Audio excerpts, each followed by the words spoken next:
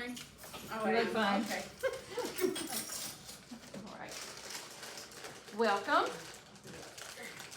Let me turn it back on my computer. And unfreeze it. All right. Thank you for attending. I appreciate it. I hope you learned some information that might help you for PBL. This is called Unleashing the Power of PBL, Learning That Lasts. As most of you know, but you may not know all of this, I am Sabrina Rangel. I've been a teacher going into 28 years of teaching. My first 22 years was in elementary, mostly 5th grade science. And then I got to a point where I didn't want to teach anything but science, so I got my middle school certification and moved up to 8th grade at Nolan, Old Nolan, and then moved over here. So I've been here now for the 4 years that we've been open, teaching STEM. One of the expectations in the STEM program is teaching with PBL. And so when I went in to get my doctorate program, the university that I found has a PBL endorsement.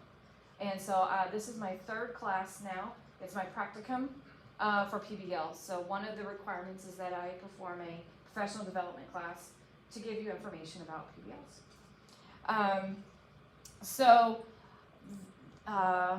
Let me see. Okay, so by the end of this PD, you'll be able to define project-based learning, distinguish between PBL projects and traditional or dessert projects, describe the 7 gold standards of PBL, and reflect on where PBL may be incorporated into your curriculum. Can you all see that okay? Mm-hmm. Actually, can you split the lights in here so there's Of not course. lights on the... Yeah, that lights. I don't really know much about what PBL. I mean, other than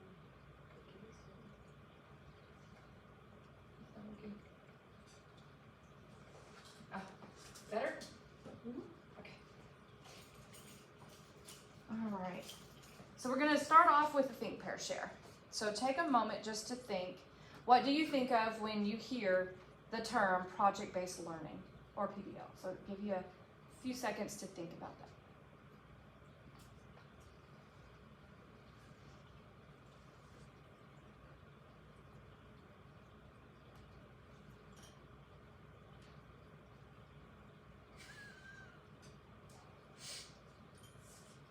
As bad as the kids. Yes, nobody's We're doing thinking. The wheels are Deep in thought. turning. Okay, so now, since there's just 4, if you want to share just all together with each other, or you can split into 2 groups, okay, because we're also going to share out. So share with a partner what you thought, what you think of when you hear the term PBL. I'm frequently reminded of a phrase my father, or a term my father would like to use, which is life is not a test, it's a term full paper. learning. And now I just mentally sub in, life is not a test, it's a PBL. Because I do think there's more authentic opportunities in a PBL. It's more learning based Because it around a is project. Just this process of PBL, not just drawing the project at the end, but the process of PBL has got more for authenticity. But I do think, I do sometimes wonder, like, because one of the big things that I've heard in the past trainings is like, oh, projects are memorable. Don't you remember your projects? And I'm like, do I remember them because they were memorable experiences or because they were standout experiences? If we swap over to a PBL-based method all the time, will some of the power of that fade? I think I understand what you're trying to say. I also think that when it comes to learning, that students learn through memorable experiences, and PBL, since they are the ones doing the task, the learning task, and doing the research, preparing whatever project they need to prepare, that will help them remember the learning objective. I also think that, at least for science, we're changing to the new standards Marino this year. message real quick, let her know. They can use the engineering design process, which is what we use for STEM, just make sure that's what she does before we even try to change to this way of teaching. That really is, useful. for that type of project, but I also think that there should be product. I also think that we cannot just do one thing, like we were saying, that the kids get bored with that. And then in science, we do labs and we do PBLs and we do different things. Would anyone want to share out what you said with your partner? I think we all heard Ms. Garcia, so thank you for sharing, Ms. Cause I Garcia. took too long. No. Would anyone else like to share something that you shared with when you hear the term project-based learning or PBL? What we learned is the group process and learning as a group and having a problem and then working through that problem as a group. Anyone else? And I just said it's for learning usually. Like instead of learning, it's for learning. Usually they are learning through that process of going back and reflecting and refining and thinking, and it's like deep thought and Right. that sort of thing. All right, thank you. Y'all are spot on right there, actually. Okay. All right, a quote that I've heard: "Give the pupils something to do, not something to learn, and the doing is of such a nature as to demand thinking." And that was John Dewey. All right, so project-based learning it's a powerful teaching method. Just like some of you said, it brings in that authenticity, and bringing in authenticity ups the engagement level, because now students see a purpose behind what they're learning. So it becomes, they're actively engaging in real world stuff. They're doing the things that the experts are doing at their level. They're seeing, just what astronauts do, or mathematicians do, or writers do through the realm of PBL. They gain their knowledge and skills over an extended period of time. It's not just day by day by day. Everything comes in long term. They have those complex questions in their problems or challenges. Sometimes it's a question, sometimes it's a problem.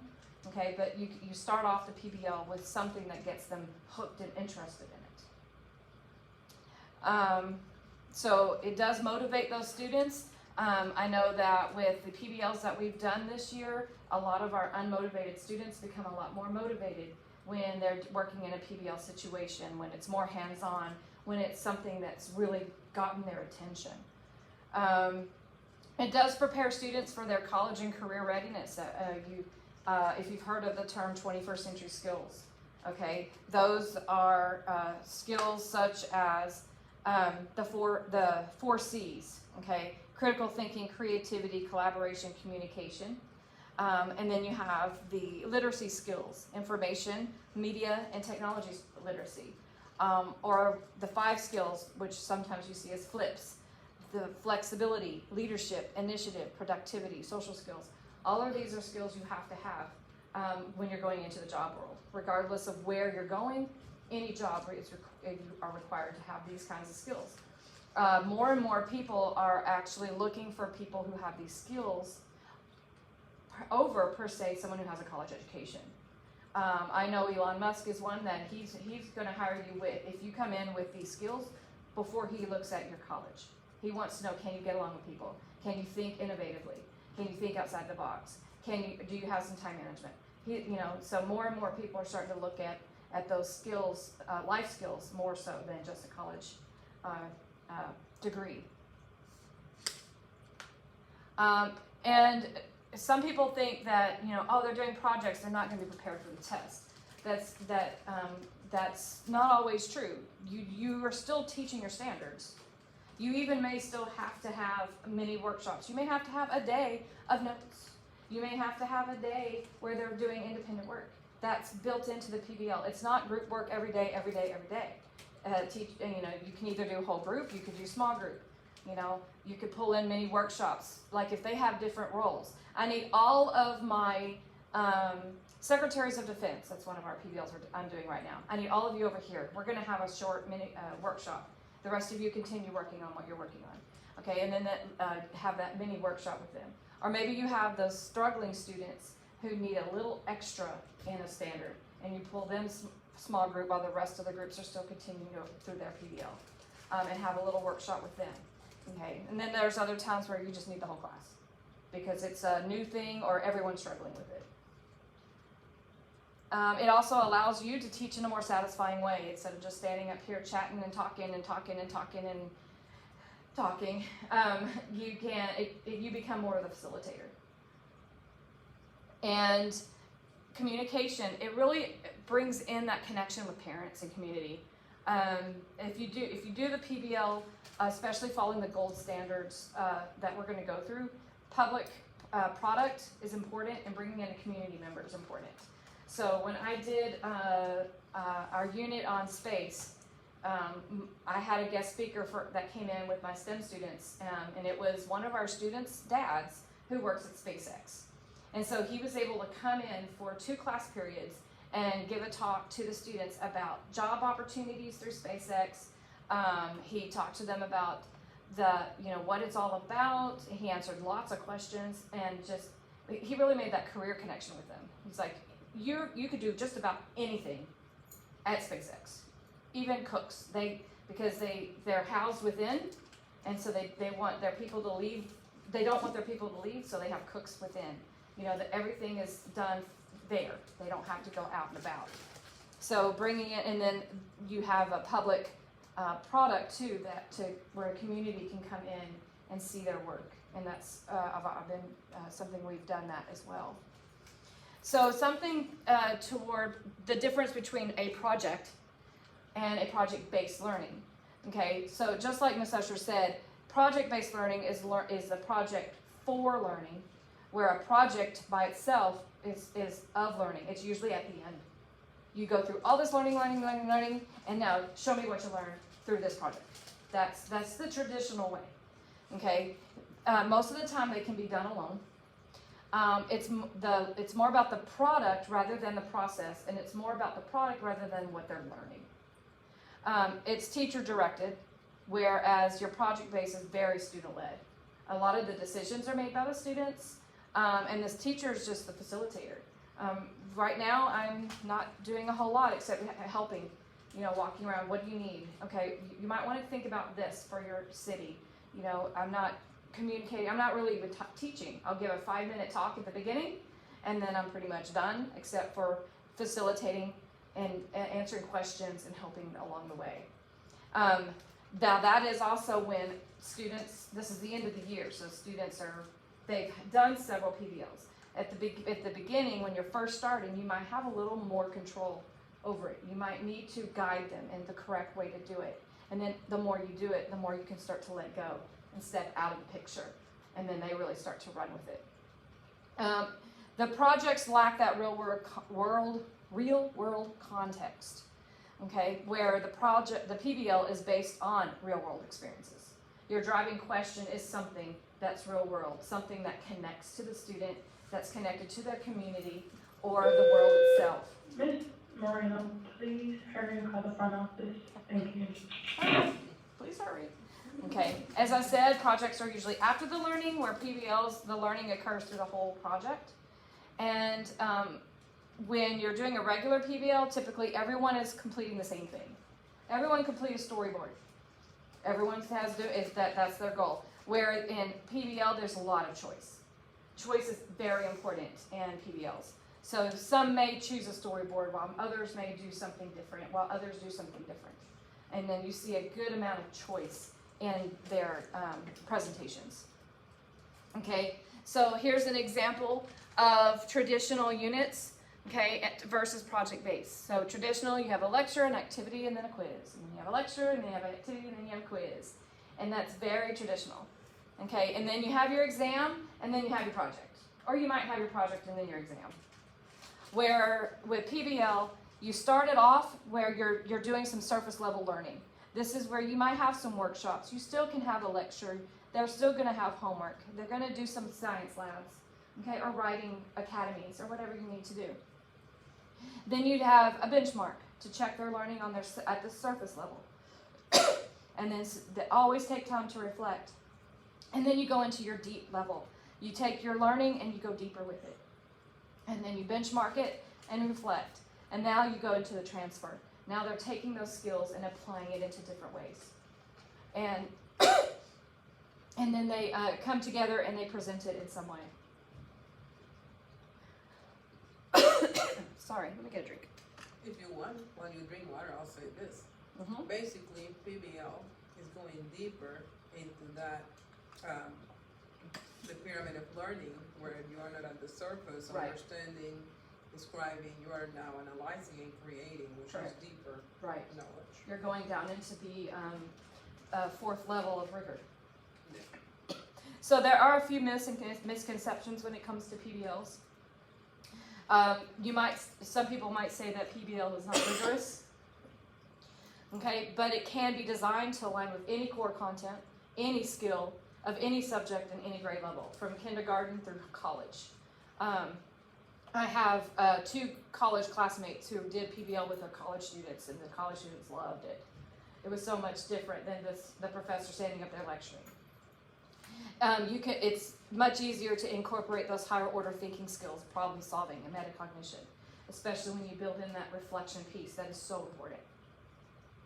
You can assess them in multiple ways, not just a sit-down test, but they might create, you have all the different types of projects. You grade them through rubrics. I even grade their self-reflections, okay? And you can keep portfolios. It raises the bar because they're now applying their knowledge and skills. They're not just showing that they've learned something, but they're putting it into context. And this was a research finding that I had thought was really fascinating. While PBL has shown a relatively low effect on student achievement at the surface level, PBL has shown substantial yields when students are prepared for transfer level work.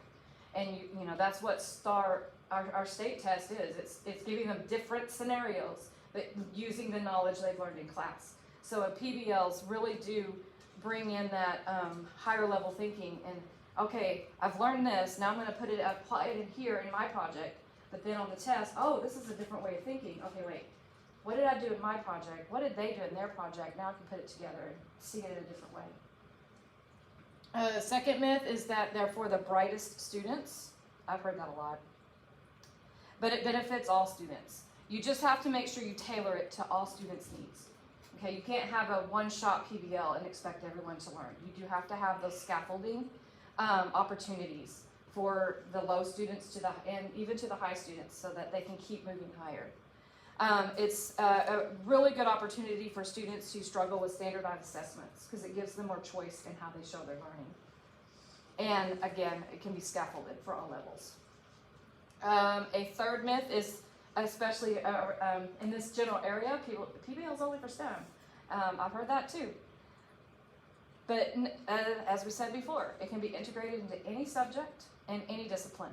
And a lot of times it's really nice when they're you're working with other teachers through disciplines, or even in your own classroom.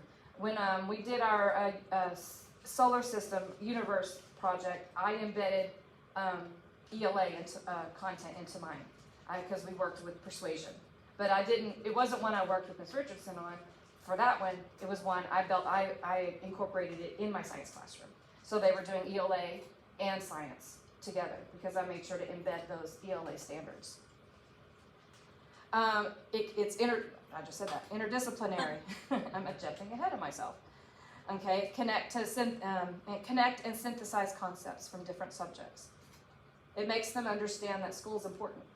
Every subject is important and every subject is tied together. Because in the real world, you don't go into a job and just do math and nothing but math. Okay, there are other elements that you have to bring in too. Maybe accounting, they do math all the time. But most jobs you're building in all skills, not just a single subject, and they need to understand that.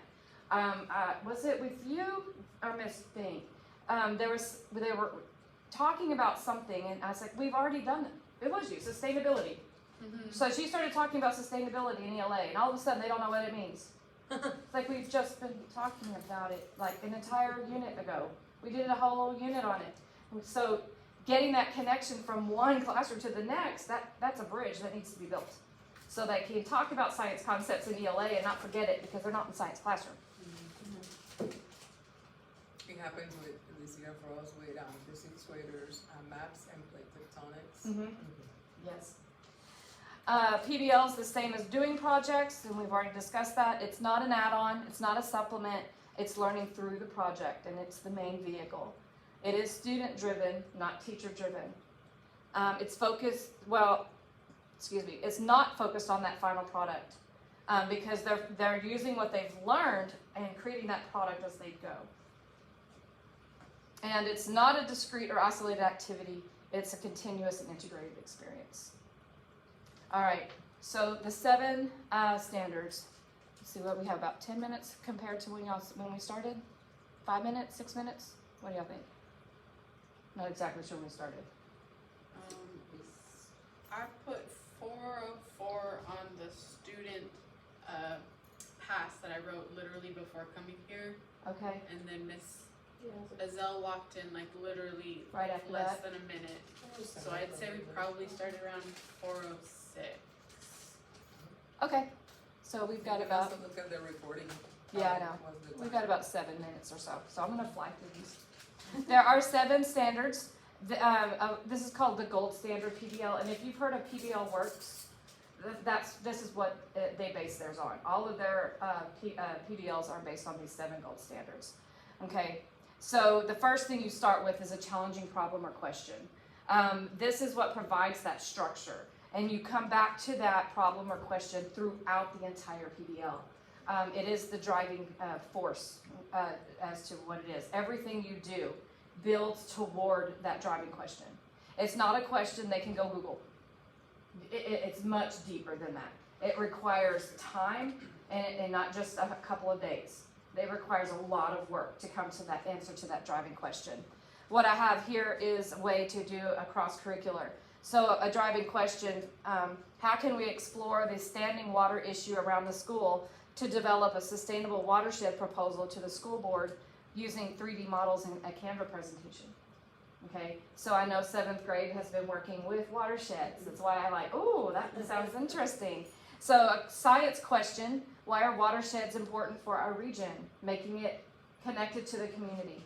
Geography, where does the water from streets and parking lots go? ELA, how can I communicate the problem in a factual but interesting way? And math, how does the distance between the school and the creek affect water drainage? So now, and it doesn't mean you have to have it throughout all classes, but you're hitting these different concepts and disciplines within your classroom if you can't do cross-curricular.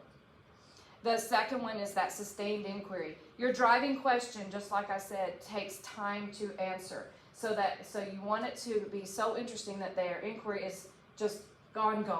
And then if you start to see it wane, you add in another something to get them more interested. You keep them going in that inquiry. They need time to solve, and they will go through developmental phases and emotional ups and downs. That's part of it because that's what real world is all about. And so they need to learn how to manage that up and down situation, but they can't manage that if they're not put in that situation. And they need that productive struggle to learn how to work through that by themselves and with their group. You know, they have to learn how to work with several people, whether they like them or not. Authenticity is huge. I misspelled that word. Okay. Authenticity is something that Ms. Richardson brought up when she was talking. When you make it as real as possible and they see that reason why they're learning it, you don't get that, why are we learning this? Okay, they know, because they could see. You actually have to use what you're learning in this situation and in this situation, and you're not just learning it because you have to. You're learning it because it'll help you in the end. So you can learn through context, like designing and creating restaurant menus. You can learn through tasks and tools, like preparing budgets or designing websites. You can learn through making an impact on the world, how to redesign a school playground. Excuse the misspelled words. I'm sorry about that. And then, or even through a personal connection, projects that bring the neighboring community into the school. Our bioscience project that we did through science, I think, was big on that because it was all about human impact on the environment and how what we're doing is destroying them, but we can help them too. And they were very invested into that PBL. And then getting to have the public come in and see their work was just, they were really thought that was powerful. It was fun. Yeah. It was a fun one. Mm-hmm. The kids were engaged, the ones I didn't normally would see engaged, and it was like, wow. You actually do some Yeah, work. and even Mhm. some Yeah, of the yeah, ones yeah. you don't expect. I didn't expect Yes. it, and they were like on it. It was Right. pretty cool. Student voice and choice. They must have some choices, and they must be able to voice their ideas. Okay. They need to have that freedom to act and to reflect. The teacher steps back and allows those choices to happen, and they are able to make those decisions. Because you can't, it says here, training ground to encourage self-motivated students who can make logical, intelligent choices in their lives. If they're not able to make choices in their lives, then they're not going to be able to make good choices when they're adults. And so it is that training ground. Reflection is extremely important. John Dewey, we do not learn from experience, we learn from reflecting on experience. So I've been really focused on building in more and more reflection time, getting them to think about their thinking, about themselves, how to make themselves better, how to make the work better, and everything. Doing lots of reflection. And it keeps them on track, and it also helps them to track their progress as they're going. And then critique and revision. This one I'm struggling with. I've been finding the time, and I should be making the time. But this is very important to have other people come in and look at their work, give critique, positive and constructive. And then they learn how to do that, but they also learn how to take it. And that's a hard one for our middle schoolers. They don't know how to take the criticism. They take it personally instead of, I just want you to make it better. So that's something that we definitely need to build in time for, so they get that critique, they have time to revise, and then they get some more critique and they have time to revise till it's it's Make really good. adjustments, yeah. Huh? Make adjustments to, Right. depending on what it is. Exactly. And then the last thing is that public product. So when we did the space one, the public product was when the guest speaker came in, that he came in and they presented their work to him. And they were really excited. Every one of them wanted him to see their work. They did not have time to get to show it, but I tried to make sure I got into like 4 or 5 groups in each class, maybe more. They were really excited. And then of course our parent night, they were really excited about that. They don't want to look bad in front of public. So you're going to get that more students are going to put in more effort when they know that other people are going to see it. I know our NASA people doing our NASA thing are really excited about the thought of turning their posters into NASA. Yeah. I kind of been talking about my PBLs already, so I'm going to go ahead and move on. So for our last piece, okay, so just a couple of reflection. Think about how can PBL be incorporated into your curriculum, science, ELA, and tech apps. And then I want you to think about a particular unit of instruction that poses significant challenges for your students. Think about that one unit that you're always going, man, they always struggle here. And put that into your mind.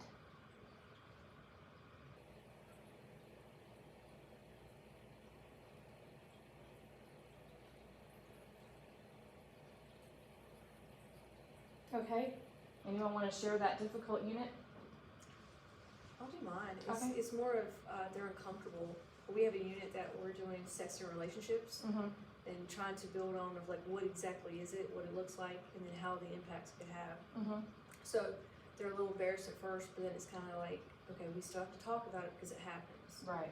And that real world tying into bullying behaviors Right. and online digital citizenship and trying to tie that into it as Mhm. well, so they don't think there's an issue Mm-hmm. because it's not sometimes in their face, so it's a little bit challenging to Right. get them to acknowledge that there's an issue. Mhm. So Is there, so the idea then is to kind of think of, is there a way that a PBL could bring in some authenticity to I this think it could. to make it more understandable and real world and a little less embarrassing to talk I about? think it could. Or because that's one of the ones I was like, that would be a great one for that one. Mhm. Just tailored of like how to bring the other aspects and other units that we've been talking as a whole. Right. I think it'd be a great idea. I just already thinking, I was like, oh, I want to do that one. All right. So something to think about. Yeah, definitely. Anyone else? I think, because I've been thinking about it, the PBL process a lot lately. Yeah. I don't know if I could point out a unit that's like, that's the unit that they struggle in, because Mhm. that would be all the units in English sometimes, it feels like. But what I think a big part of it is the cyclical skills of English. It's like, I always end up going back to like author's purpose or inferencing or tone and mood. Mhm. And sometimes it feels like we finish, it's like we do our fiction unit and we're talking about the exact same thing, Mhm. but now we're talking about poetry, and it's like they didn't even need to move classrooms to forget, like literally last week we were talking about this same concept, let's Right. apply it to a new thing. And I think that is what would be one of the benefits of PBL in the English space. Mhm. Is I'll be honest, because I've been thinking a lot about how do we make an authentic product in English, I say that back, I've been thinking about how do you make a hands-on product in English, and throughout this lecture I was like, you know what, I think I've been thinking about it wrong. Mhm. I think it's not how do I make English hands-on, because English is reading and writing, it's how do I make English authentic. Right. But how do I make, how do I make that an authentic product? Mhm. And I think with more of that, there's more of an opportunity to see how those skills are applying. Mhm. And then, you'd only need to go through like 2 rotations of it before, maybe we'd hold on to some of those skills. Right. I have just something that I thought of, maybe writing a screenplay and then win the or something, or that would be too much. I don't think it would be too much, in fact, but I think it's the spaces. We try to cram a lot. I could, any unit in my English class, I could spend the entire Everywhere. year on Mhm. by itself. And so we get such a tiny space for drama. And I have a background in drama, and so I know that write a script and perform a script, that's your semester right there at least. Wow. And that would be an authentic way to bring some English skills in. And I think the STEM, not STEAM, Mhm. it's like the arts. We can tie English into the more overtly art things and get those hands-on projects, but I'm not sure the time. And honestly, don't get me wrong, I love the art in English language arts, but that's not the skill the majority of them carry into the real world. It's the English language skills. Right. And so what are the authentic skills in English? Because I also rally is not the right word, rail against the loss of art out of English class. Like I knew an English teacher that was like, her whole curriculum was about business, right? Like everything, she pulled it back to business writing. And I was like, not all these people are mini entrepreneurs, but I was also like, capitalism invades all of our society. There's the passion of the arts is so small. But seeking a balance, I think, between those artistic skills and where can I still keep them in, and those are some of the places where I can keep hands-on. And also the real world skill that you learn in my class is how to write an email, how to write professionally, how to write formally, how to write persuasively, how to communicate. But those are things that could be authentic, I think. That Yes. Yeah. I'm That's monopolizing. good. All right. For Thank time you. purposes, because I know some of you don't have places to go. Thank you. That was great. That Thank was you really very good. much. Thank you. And if at any point, if you have more questions or you want ideas, feel free to ask. We can always, ask each other as well. I will have some kind of a survey or something, reflective piece coming to you in the next few days, just to, after a few days of thinking about it. So I can watch for that in your email. Yeah. Okay. Thank you. Thank you.